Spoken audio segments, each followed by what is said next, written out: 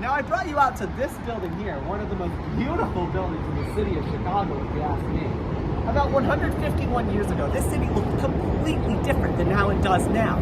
A majority of it, more than 2/3 in fact, were built out of lumber because it was such a cheap resource to build out of. That includes the buildings, the sidewalks, and the roads. Alongside that, there had been a 4-month straight drought, and people were dumping all of their sewage into the Chicago River. What could go wrong, right? Everything went up in flames, and I mean that literally. On the night of October 8, 1871, on poor Mrs. O'Leary's farm, the Great Chicago Fire broke out. And this is commonly miscontributed to her cow, which I'm sure got in trouble to talk about ground beef, but it's now more believed that this was caused by a meteor shower which hit that night.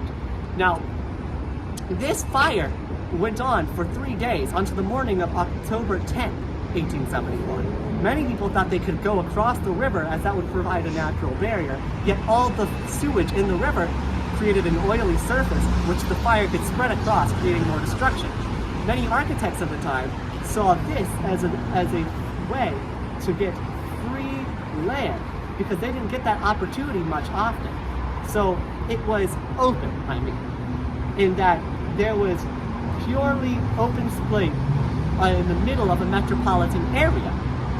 And so they could put the finest, the freshest buildings that were taller, bigger, better, in a disaster that caused 300 deaths and 300,000 homeless. It ended up creating buildings like this, the Manhattan Building, the longest lasting steel frame building in the city of Chicago. This was designed by William LeBaron Jennings, who also designed the first steel frame building, the Home Insurance Building in Chicago.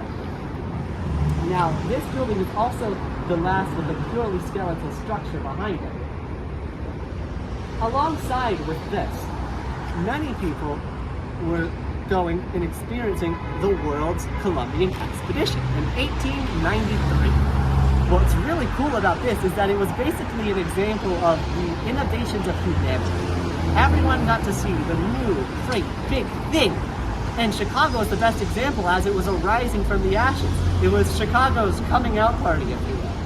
Chicago was showing innovation in building construction, in technology, in industrialization. And the Great Chicago Fire and the World Columbian Expedition are now the two middle stars on the Chicago flag.